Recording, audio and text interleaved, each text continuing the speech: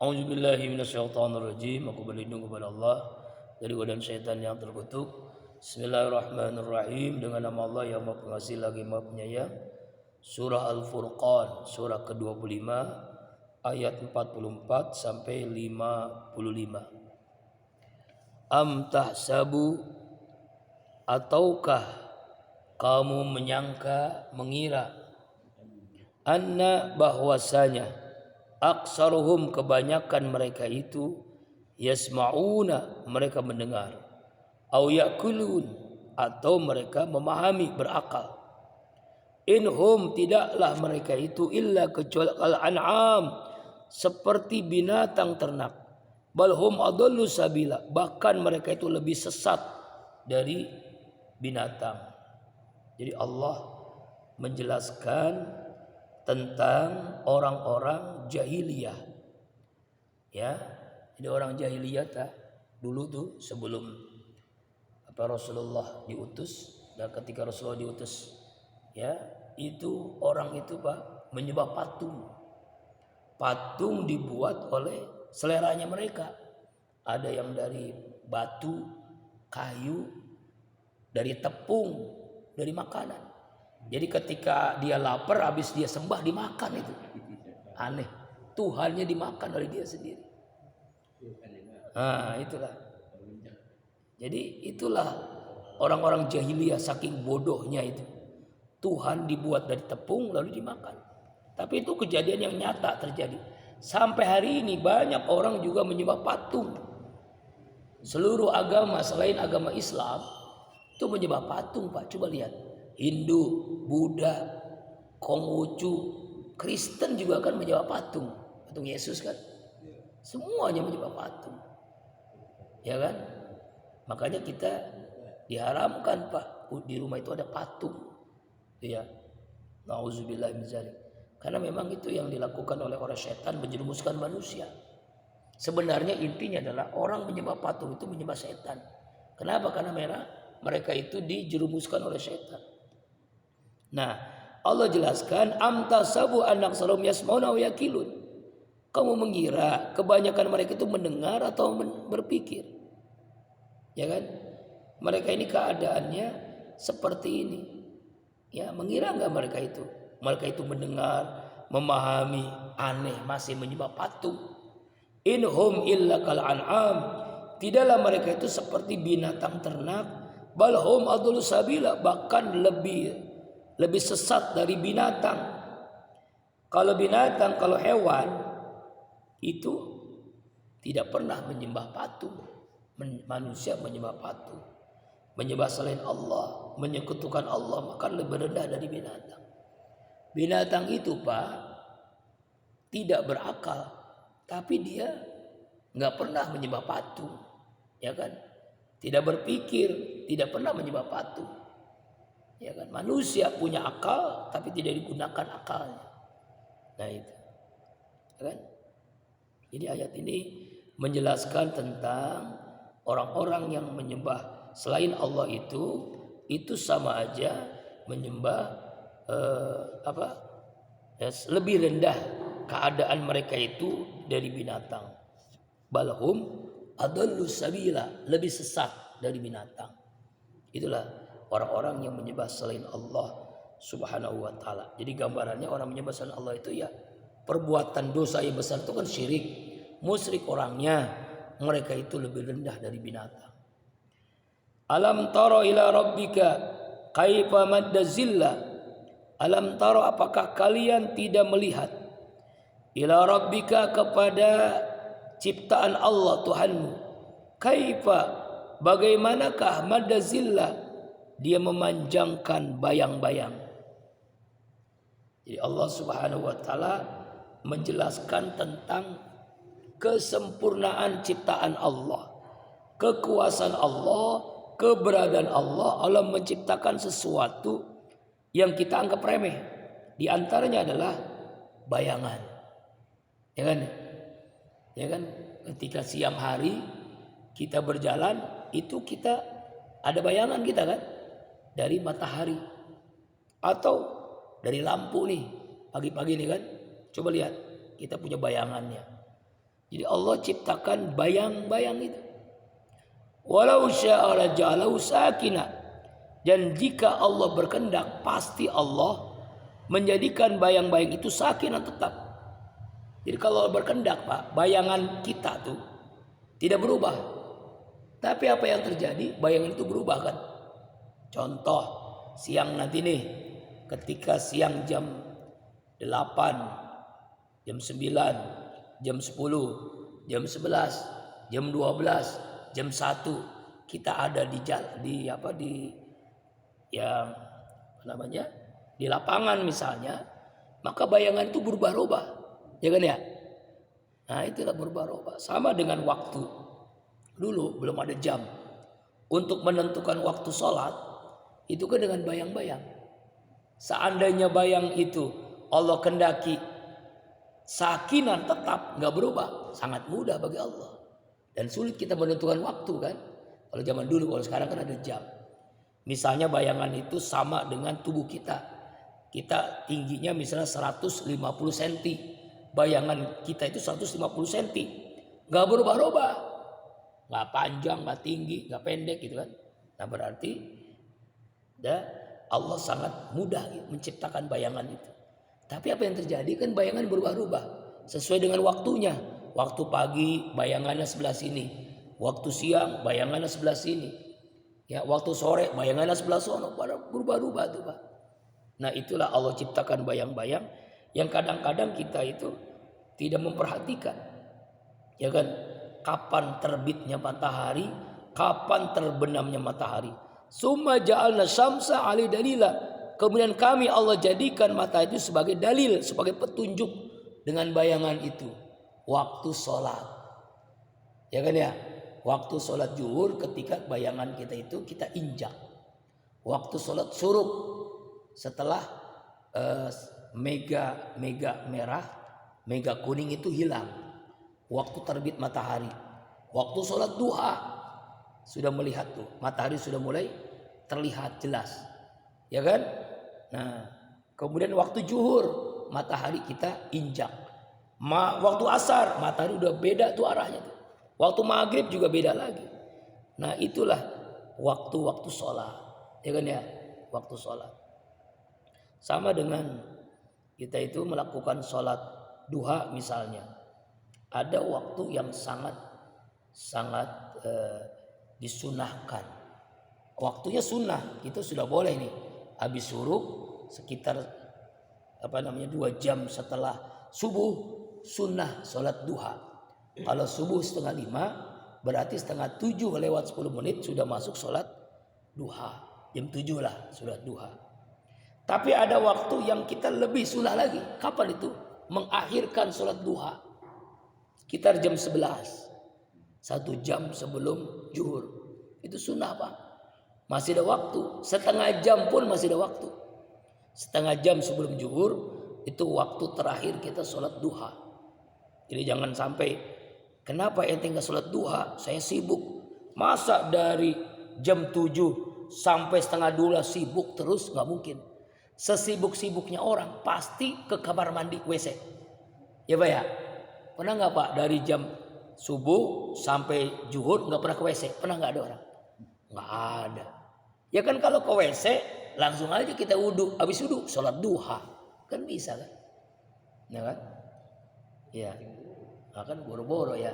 Kita kencing, wudhu, sholat duha maksudnya gitu kan? Artinya kita tidak pernah lupa ke kamar mandi, tapi seringkali kita lupa sholat duha. Masya Allah. Nah itu contoh sederhana. Padahal sholat duha itu sholat rezeki.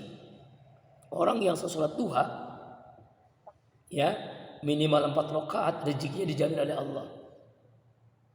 Sholat duha itu kan 2 rakaat, 4 rakaat, 6 rakaat, 8 rakaat, 10 rakaat, paling banyak 12 rakaat. Ya 12. Yang dulu pernah saya sampaikan almarhum Haji Haji Sahrudin, ya Haji Sahrudin tuh yang orang Curug ya. Ya dia tinggal di Curug, dia orang Medan. Dia selalu sholat duha itu 12 rakaat Pak. Caranya 4 rakaat 1 salam.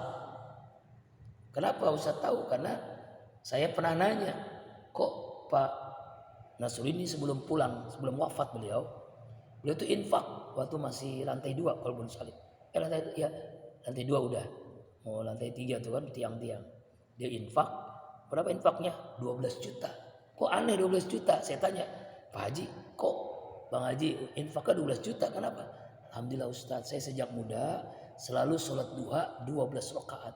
Sesuai dengan jumlah 12 rakaat, dia sholat duha dia infak 12 juta. Masya Allah. Mudah-mudahan jamaah Taubah yang duhanya 4 rakaat, infaknya 4 juta gitu. Amin. Yang 2 rakaat 2 juta kan, insya Allah. Sampai seperti itu tuh 12 rakaat. Makanya luar biasa meninggalnya beliau. Ya, beliau pulang dulu ke Medan. Ya, jadi memang dia pengen pulang. Memang pengen pulang kampung. Jadi meninggalnya di sana. Makanya kita nggak bisa menyaksikan. Ya hanya lewat telepon saja karena memang meninggalnya di sana. Ahli ibadah itu, Masya Allah. Nah, itulah. Ya, jadi artinya itu rezekinya mudah, Pak. Bayangin tuh dia. Ya, dia hanya jual air galon, bisa menunaikan ibadah haji, bisa menunaikan ibadah umroh, dan bisa infak. Ya, kenapa? Karena duhanya itu rezekinya mudah. Duhanya itu 12 rakaat setiap hari, Pak. Sejak muda 12 rakaat sejak mudah, bayangin. Makanya rezekinya diperlancar. Ingin sesuatu dimudahkan. Ingin haji mudah, ingin umroh padahal cuma juara air galon. Isi ulang yang 4.000, itu 4.000 perak. Itu Masya Allah. Itulah diberikan kemudahan untuk ke tanah suci di antaranya. Masya Allah. Pokoknya orang yang sholat duha lah, insya Allah bisa ke tanah suci. Lewat caranya Allah. Masya Allah. Yakin ya Pak ya? Nah itu kembali lagi. Jadi ayat ini menunjukkan bahwa ya bayangan-bayangan itu Allah kehendaki. Dengan ada bayangan kita bisa mengenal waktu sholat, ya kan? Seandainya Allah berkehendak bayangan itu tenang, tetap berubah, kita sulit menentukan waktu sholat kapan duha, kapan zuhur, kapan asar. Ya kalau sekarang sih ada jam, jadi enak. Kemudian ayat 46. Summa qabatnau ilaina qabda yasira. Kemudian qabatnau, kami menariknya. Apa menarik bayang-bayang itu? Ilaina kepada kami qabda yasira, dengan tarikan pelan-pelan.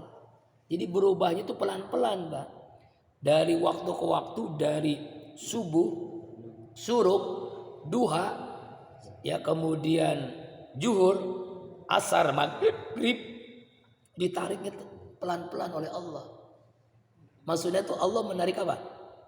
Matahari, perubahan matahari itu pelan-pelan. Seandainya Allah tariknya dengan sangat cepat, ya kan sangat mudah bagi Allah. Allah hilangkan itu nggak ada bayang-bayang. Bayangkan nih, ada matahari, ada lampu, tapi nggak ada bayangan, gimana Pak? Waduh, berarti kita sudah almarhum berarti ya. Ya berarti kita sudah nggak ada jasad lagi, ada ruh doang. Manusia nggak ada bayang-bayang, berarti nggak ada ruh doang, mayit, ya kan ya? Iya Pak, coba dah. Mayit nggak ada bayang-bayangan kan? Nah ini ayat 46. Wa wallazi ja'ala lakum al-laila libasa wan nauma subuta wa ja'alna nahara nusura. Nah ini Allah jelaskan tentang siang dan malam. Kenapa Allah ciptakan siang dan malam? Apa tujuannya Allah ciptakan siang dan malam? Wa huwa, dan dialah Allah, allazi ja'ala, Allah lah zat yang menjadikan, menciptakan, lakumul laila, bagi kalian hai manusia, waktu malam. Untuk apa? Libasa, untuk libas. Libas itu pakaian. Apa itu pakaian? Ya pakaian itu adalah seperti pakaian lah, untuk menutup. Artinya untuk apa? Untuk istirahat. Wan nauma subata, dan tidur subata, untuk istirahat. Jadi waktu malam ini waktunya kita istirahat. Ya kan ya? Waktunya istirahat, Pak. Ya. Jadi tubuh ini, fisik ini nggak bisa dibohongi. Kalau orang sering begadang, itu lama-lama akan terserang penyakit. Minimal masuk angin lah. Ya minimal. Ya apalagi begadangnya setiap malam. Ya kan? Itu ngebalik baik tubuh tuh. Banyak penyakit orang gara-gara sering begadang malam. Makanya Bang Haji Roma Irama mengarang lagu Jangan Begadang. Karena boleh begadang kalau ada artinya. Ya. Misalnya begadang untuk sholat malam, begadang untuk iktikaf di masjid bulan Ramadan kan, begadang untuk takbiran, itu boleh Pak. Jadi begadang yang gak ada manfaatnya, main judi, main remi, nonton sepak bola, ya kan, misalnya gitu kan, begadang yang gak ada manfaatnya, apalagi begadang setiap malam, itu bahaya bagi tubuh. Makanya kenapa? Karena emang Allah sudah ciptakan. Kenapa ada malam? Untuk istirahat. Apa namanya itu? Libasa wan nauma subata. Allah ciptakan malam untuk penutup pakaian dan untuk istirahat, untuk tidur. Ya kan tuh. Allahu Akbar. Inilah Allah sayang dengan kita. Cuma kita kadang-kadang gak sayang dengan diri kita. Begitu Pak. Ya kan? Jadi ketika kita tidur, itu kan tubuh roh, itu kan roh kita, itu kan apa, berada di alam tidur kan, beda alam mimpi nanti. Makanya kenapa kita diajarkan sebelum tidur itu apa? Ya sholat dulu, berwudu dulu, membaca Al-Fatihah, Al-Ikhlas, Al-Falaq, An-Nas, ayat kursi, baca sholawat, ya kan? Lalu setelah itu kita banyakin zikir. Ya, Abdul Zikri falam annahu la ilaha illallah. Jadi di akhir sampai ruh ini, ya, artinya itu kita itu sudah ada di alam mimpi. Kalimat akhirnya apa? La ilaha illallah. Sebab banyak orang Pak meninggal keadaan tidur, banyak nggak? Ya kan? Nah saya belum lama tausiah di tempat seorang, di mana itu daerah komplek di Pondok Cabe itu Golep. Cabai golok, dia itu Ustaz habis isya sholat tidur, subuh kok dibangunin nggak bangun-bangun, sampai biasa kan kalau subuh dia tuh selalu sholat gitu, dia nggak bangun-bangun. Oh mungkin masih tidur kali kan, biarin terus. Udah jam 8 masih tidur, akhirnya curiga jam 9 tidur, ternyata sudah innalillah wa inna ilaihi raji'un tuh Pak tuh. Kan begitu kan. Makanya pentingnya tidur dengan baca doa. Sama seperti kita mau kemanapun kita selalu baca doa. Misalnya naik bis tuh, studi tour yang kemarin kecelakaan di Subang, 11 orang meninggal kan. Salah seorangnya orang sini kan, orang Parung Kulon. Nah itu sebelum kita kemana-mana, apalagi kita jalan gitu kan, naik motor, naik mobil, naik pesawat, baca doa. Minimal membaca Bismillahi tawakkaltu 'ala Allah la haula wala quwwata. Bahkan kalau saya Pak naik motor, naik mobil nggak berwudu, rasanya tuh ada yang kurang gitu. Makanya kalau bisa wudu dulu. Sebab kita nggak tahu kan, namanya musibah. Kita sudah hati-hati bawa motor, bawa mobil, ada orang yang nggak hati-hati kan. Ya kan? Atau kita sudah hati-hati, orang hati-hati, mobilnya mogok, mobilnya remnya blong, ya itu kan kejadian kan kemarin kan. Ya kan? Akhirnya kan banyak meninggal dunia. Nah kalau kita naik bis dalam keadaan berwudu, dalam keadaan berzikir, meninggal, insya Allah yakin meninggal husnul khotimah. Apalagi naik pesawat, umroh haji. Waduh kalau naik pesawat, kadang-kadang tuh walaupun saya sering kali naik pesawat, itu Pak, baru itu kadang-kadang rasanya tuh ada hal yang apa ya, udah pasrah aja pada Allah, tawakal.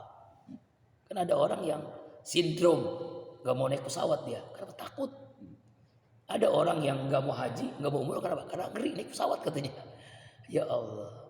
Padahal kata ahli transportasi, ya dari 1 juta pesawat terbang itu hanya 1 kecelakaan. Jadi lebih apa? Lebih aman naik pesawat dibandingkan naik motor mau mobil. Coba kita lihat kecelakaan lebih banyak apa? Mobil atau motor? Pesawat. Jarang banget kan? Ada berita pesawat jarang, ada memang tapi jarang, sangat-sangat jarang. Kecuali pesawat tua. Pesawatnya sudah usianya udah berapa tahun gitu ya. Ya kita punya mobil yang tahun tua juga kita ngeri kan. Ya kan kayak mobil saya tuh kan.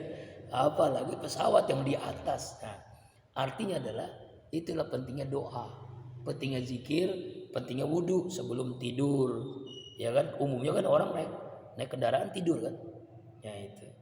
Nah ini Pak nih, Allah ciptakan malam untuk apa? Libasa wan nauma, untuk tidur, untuk istirahat. Karena punya hak, tubuh ini punya hak. Wa jalan nahar nusura, dan Allah menjadikan siang untuk apa? Untuk nusura, untuk bangun mencari rezeki, untuk menjemput rezeki. Ini kadang terbalik, malamnya begadang, siangnya tidur. Walaupun memang tidur itu ada yang disunahkan. Ini Pak, tidur yang terlarang makruh, tidur yang sunnah kapan? Tidur yang sunnah pertama setelah isya, kedua sebelum zuhur, ketiga sesudah zuhur. Itu sunnah tuh, 3 waktu sunnah tidur. Setelah isya, sebelum zuhur, setelah zuhur. Kenapa sebelum dan sesudah zuhur kita sunnah tidur? Karena setan nggak tidur. Karena di situ disunahkan supaya kita bangun malam, namanya qul-lailah. Karena Nabi melakukan itu Pak, Nabi melakukan itu. Dan ini dilakukan bukan orang Islam, orang Jepang. Orang Jepang melakukan tidur siang sebelum sholat zuhur atau setelah sholat zuhur. Kenapa? Ternyata perusahaan yang melakukan itu perusahaannya bukan bangkrut, bahkan berkembang pesat. Itu sampai keuntungnya berlipat-lipat. Karyawan yang disuruh tidur siang. Bahkan anak-anak sekolah Pak, kalau kita kan full sekolah kan, anak-anak sekolah itu setelah zuhur disuruh tidur tuh di Jepang. Anak-anak sekolah SD, SMP, SMA tuh suruh tidur. Tadi bangun jam 1, jam 2 lah kira-kira gitu. Nanti apa yang terjadi? Itu pendidikan itu anak semakin cerdas. Jam 2 belajar lagi sampai sebelum maghrib. Kalau kita kan full, ya kan ya.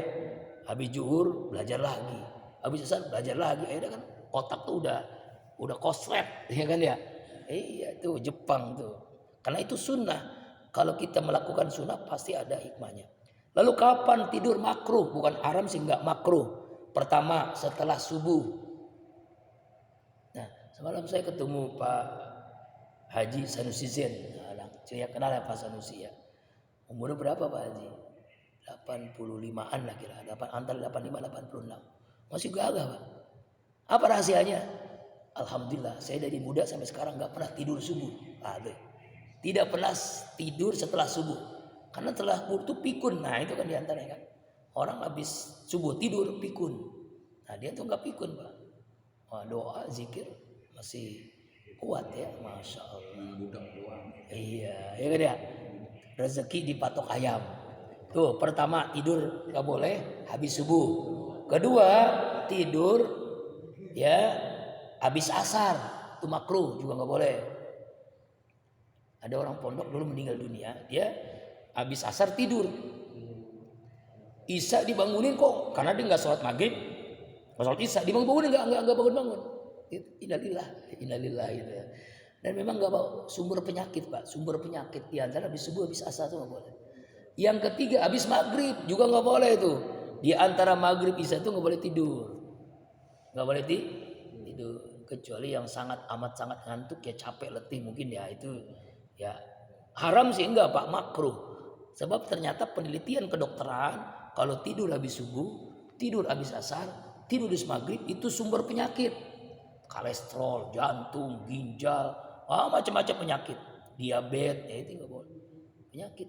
Nah, makanya kita aktivitas habis subuh ngapain? Ngaji, zikir, baca Al-Qur'an. Nah, kayak ini nih. Nih, ntar kalau terpaksa kita ngantuk banget, boleh kita tidur. Kalau terpaksa nanti mau zuhur tuh jam 11 boleh tidur ya. Itu Pak. Kalau ngaji tidur itu nggak apa-apa, kan ngaji kan ya. Memang setan memang begitu Pak. Ngaji itu memang begitu. Coba Bapak nonton TV sepak bola, ada nggak yang tidur? Enggak ada yang ngantuk. Asal. Iya boleh. Iya boleh. Maksud dalam pengertian tidur apa namanya? Tidur. Iya tiduran bener gitu kayak orang ya. Ya boleh itu ini mau ngantuk ya. Artinya memang kenapa Rasulullah mengatakan itu? Karena memang banyak manfaatnya. Kalau tidur habis isya, ya tidur jangan terlalu malam tuh Pak. Supaya bangun malam. Nah, Rasulullah itu jarang melakukan aktivitas habis isya. Kenapa? Karena memang lebih banyak supaya istirahat. Nanti bangun jam 1, jam 2. Begitu. Kalau sekarang beda. Tidur sampai jam 1, boro-boro. Tahajud. Subuh juga enggak, ya kan ya. Ya, artinya subuhnya udah jam 6, 7, ya Allah. Salah kita. Salah mengatur waktu pola tidur. Habis isya tidur supaya bangun malam, begitu. Habis subuh jangan tidur, zikir. Habis asar jangan tidur, zikir. Habis maghrib jangan tidur. Jadi dia yang dilarang tidur habis subuh, habis asar, habis maghrib. Yang sunnah sebelum zuhur, setelah zuhur, habis isya. Itu aja yang sunnah, tidur. Wa huwal ladzi arsariya busram baina yaday rahmati. Dialah Allah zat yang telah mengirimkan angin. Nah, ini sekarang tentang angin nih. Angin busron sebagai kabar gembira baina yaday rahmati, di hadapan atau kedatangan sebagai rahmat Allah. Nanti kedatangan hujan. Dengan adanya angin itu tanda hujan biasanya. Angin ya tuh. Tapi anginnya juga jangan kegedean. Kalau kegedean juga bahaya, Pak. Nah, itu angin puyuh, angin puting belitung, angin apa lagi? Iya. Yang bahaya itu angin malam. Ya, angin malam. Ya, itu. Wa anzalna minas ma'an tahura, dan dialah Allah telah menurunkan dari langit air yang mensucikan. Apa itu? Air hujan. Kenapa kalimat tahura? Karena air hujan itu air yang suci, Pak. Boleh gak minum air hujan? Boleh, suci. Nah, kalau orang-orang pengen suaranya bagus tuh, qori itu diantaranya minum air hujan. Iya. Kenapa enggak suci itu, Pak? Wudu boleh wudu dengan air hujan, boleh. Sah. Karena dia ini tahur itu mensucikan, air hujan itu mensucikan. Air hujan. Coba ya. Kalau orang-orang Arab, Pak, apalagi jarang hujan, ada hujan dia pengen keluar, mandi, wudu, Masya Allah. Air hujan itu air yang suci. Laluhiya bi baldatan maitan nuskiyahu mimma khalaqna an'aman wa anasiya katsira. Dengan air hujan itu Allah hidupkan baldatan maitan, tanah yang mati, tanah yang kering, tanah yang mati dengan air hujan. Bayangkan kalau musim kemarau terus menerus, ya tidak ada tumbuhan, tidak ada air, airnya bahaya, Pak. Wa nuskiyahu mimma, dan kami berikan minum dengan air hujan itu, mimma khalaqna an'aman, kami ciptakan dengan air hujan itu binatang-binatang ternak, wa anasya kasira, dan manusia kebanyakan. Artinya dengan adanya air hujan kita bisa hidup, makhluk bisa hidup, ya kan, binatang-binatang bisa hidup. Coba ya, tuh air hujan itu bermanfaat, tapi juga bisa memberikan bahaya, banjir. Nah, sekarang belum lama nih ya di Padang, banjir bandang itu udah lebih dari 40 orang meninggal ya. 40 orang meninggal. Sebenarnya, Pak, banjir itu bukan salahnya air, salahnya manusia. Di antaranya adalah biasanya penambangan. Orang hutan digundulin, ya kan? Ya, hutan digundulin, air kan ke bawah, namanya air ke bawah. Cari tempatnya dia. Namanya cari tempatnya, nggak ada perlindungan, nggak ada pohon, akhirnya ya banjir, bablas, longsor, banjir, macam-macam. Karena apa itu? Karena salah manusia, karena keserakahan manusia, karena pengen cepat kaya, akhirnya digundulin, itulah. Ya kan ya? Tuh diantaranya, na'udzubillah min dzalik. Walaqad sarrafna bainahum liyadzakkaru, sungguh kami telah mengalirkan air hujan bainahum, di antara mereka, liyadzakkaru, untuk diambil pelajaran. Dengan air hujan itu bermanfaat, dengan air hujan itu bisa menghidupkan manusia, binatang-binatang dan sebagainya.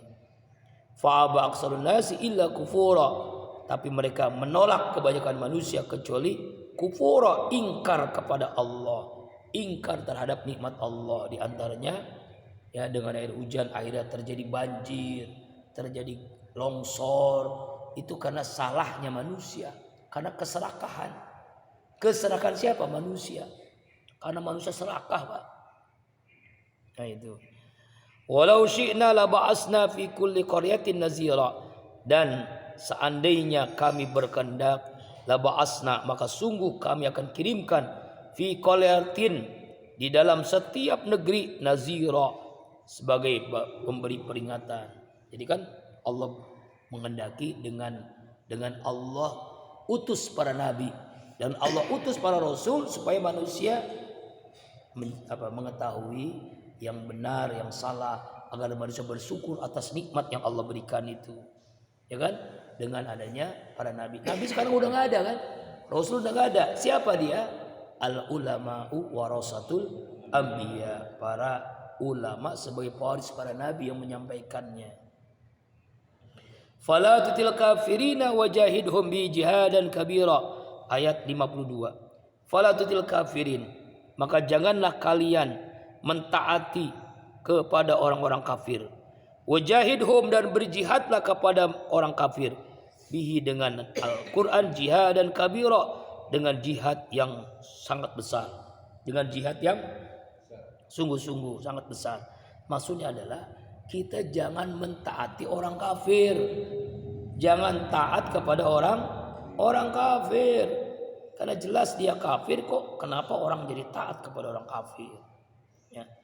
Ya, jangan taat kepada orang kafir, Pak.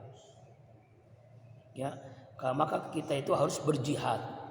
Berjihad kepada orang kafir dengan sekuat tenaga. Ya, apalagi kafir harbi seperti Israel, nah itu tuh. Jangan kita nggak mampu nih, Pak. Nggak mungkin lah kita jihad di sana. Jihadnya kita dengan apa? Kepada orang Israel. Pertama dengan doa. Doakan terus saudara-saudara kita yang dizolimi. Yang kedua dengan apa? Dengan jangan membeli produk-produk Israel. Nah, itu dia yang kedua tuh. Ya, produk-produk Israel. Yang ketiga dengan apa? Aksi unjuk rasa. Nah, itu kan. Masya Allah. Orang Amerika saja, Pak. Itu ada lagi kampus nih lagi ngadain apa namanya? Wisuda. Oh iya. Ya kalau muslim. Ya kan? Jihad apa jihad ya? Orang di Amerika nih lagi wisuda sarjana. Wisuda tuh. Itu pada pakai apa? Pakai bendera-bendera Palestina. Bahkan diriin tenda-tenda untuk Palestina. Masya Allah. Itu di Amerika. Amerika itu Inggris. Oh seluruh dunia sih. Seluruh dunia tuh demo tuh. Apalagi di Indonesia yang hebat tuh Muhammadiyah tuh kompak Muhammadiyah. Beberapa hari yang lalu Muhammadiyah seluruh Universitas Muhammadiyah mengadakan aksi unjuk rasa Palestina. Luar biasa. Kita memales ya. Ya minimal doa lah, doain. Jangan beli produk Israel. Wa huwal ladzi khalaqa minal ma'i basharan wa ja'alahu nasaban wa sihra wa kana rabbuka qadira. Dialah Allah zat yang telah menciptakan dari air basharan manusia. Jadi Allah ciptakan manusia itu dari air. Makanya kita jangan kurang air. Nih Pak Nima. Nih kalau pengen tahu kita sehat, ketika kita kencing warnanya apa? Kalau warna kencing kita warna bening, sehat kita. Tapi kalau warna kuning, nah itu kurang air. Kecuali kita lagi minum obat itu beda ya. Ini maksudnya lagi nggak minum obat. Kita kurang air itu diantaranya kalau pipis warnanya kuning. Apalagi sampai warna merah, wah udah bahaya tuh. Nah, ya, maksudnya walaupun minum air teh, tapi kan keluarnya bening kan? Nah itu cukup air tuh. Jadi gampang tuh. Kalau kita kurang air nanti ginjal. Kalau ginjal gagal ginjal. Makanya banyak anak sekarang ada Pak anak SD gagal ginjal. Apa penyebabnya? Dia nggak pernah minum air bening, air putih. Yang kedua karena sering minum minuman apa? Soda, Sprite, Fanta, Coca-Cola itu. Yang ketiga makanan mie mulu. Nggak pernah makan nasi. Minum itu. Wah itu bahaya Pak. Sekarang umur baru SD, ada SD itu udah gagal ginjal. Cuci darah setiap seminggu sekali. Anak SD, anak SMP ada sekarang. Kalau dulu kan kalau cuci darah orang udah aki-aki ya. Nenek-nenek yang udah aki-aki nenek-nenek. Ini anak-anak SD, SMP. Karena salah orang, karena jarang minum air putih itu. Makanya pentingnya minum air. Banyakin air putih, apalagi zam-zam, sehat zam-zam, apalagi zam. Ya Pak ya. Sehari itu minimal kan 2 liter kan. 2 liter air putih itu. Kopi, teh belakangan. Yang penting air putih dulu. Maksudnya putih itu bukan susu, air apa? Air bening. Minimal 2 liter minimal. Sehat kita. Gampang lah untuk menentukan kita sehat ginjal kita. Pipisnya warna apa? Nah itu dijelaskan dalam ilmu kesehatan. Kenapa? Karena kita ini diciptakan dari air Pak. Sperma kan air kan. Makanya kita harus banyak air. Karena kita diciptakan. Lebih baik kita sering pipis daripada kita kurang air. Kalau kurang air, pertama gagal ginjal, cuci darah. Yang kedua stroke. Ternyata penyebab sakit stroke juga kurang air. Ada orang sering olahraga, kurang minum Pak, stroke airnya. Jadi stroke itu juga diantara kurang air. Minimal 2 liter. Lebih baik kita pipis berkali-kali daripada kita punya penyakit gagal ginjal, cuci darah. Ayo, cuci darah kan berapa bayar Pak? Kecuali punya BPJS kan. Dan itu sakit Pak. Saya punya sahabat almarhum Allahumma Ustadz Kiai Haji Zain Rafiq Fahrudin. Itu Zain Rafiq itu Pak, cuci darah setiap minggu. Ya Allah, setiap minggu cuci darah. Oh, capek kata Ustadz, setiap minggu saya harus ke rumah sakit. Kalau antri lama berjam-jam harus cuci darah. Kalau nggak cuci darah, kalau dia lewat, waduh kesian Pak, pucat luar biasa. Itu kenapa? Kurang air. Kenapa kita harus banyak minum air? Karena Allah ciptakan kita dari air, masalahnya itu. Kecuali kita diciptakan dari apa begitu kan? Dari cahaya malaikat dong ya. Faja'alu nasaban wasihra. Dan Allah menjadikan manusia dari air itu apalagi punya keturunan melalui pernikahan. Kan terus ya kan? Pernikahan, hubungan suami istri, ya kan akhirnya kan jadi anak, dan cucu, dan cicit. Nah itu kan air semua kan. Wa kana rabbuka qadira, dan dialah Allah Tuhan yang maha berkuasa untuk menciptakan itu. Terakhir ayat 55. Wa ya'buduna min dunillah, tapi orang-orang masih menyembah selain Allah. Itu orang-orang kafir menyembah selain Allah. Fala yanfa'uhum wa la yadurum, padahal selain Allah itu adalah tidak bisa memberikan manfaat dan tidak memberikan mudarat selain Allah. Apapun, semua pun, patung Hindu, Buddha, Konghucu, Cina, apalagi itu Kristen, Katolik, Protestan, nggak ada yang memberikan manfaat, ya kan? Tidak ada yang memberikan mudarat. Tuh kemarin kan tausiah Ustaz Toharudin kan, beliau orang Kristen kan. Bayangin tuh Pak, bukan Islam dari masih kecil, orang tuanya dua-duanya meninggal dalam keadaan kafir, makanya dia susah mendoakan. Gimana mendoainnya? Orang tuanya kafir dua-duanya, ya kan? Itu beliau tuh. Tapi hafal Quran, punya pesantren Quran, masya Allah luar biasa. Kita dari masih kecil, ya dari masih kecil Muslim nggak hafal Quran ya. Nah itu luar biasa. Allahu Akbar walillahilhamd. Makanya alhamdulillah tadus bin nikmah, zikir akbal qabun salim itu setiap zikir ustadznya berbeda-beda. Kenapa berbeda-beda Pak? Supaya menarik, supaya jamaah banyak. Tapi jamaah itu juga ya, nggak ada tambahannya. Minimal begitu kan. Siapa yang ceramah nih? Beda lagi. Besok siapa lagi? Bulan besok berbeda lagi Pak. Beda lagi insya Allah. Insya Allah beda terus. Saya terus nyari jaringan-jaringan ustadz-ustadz yang belum pernah.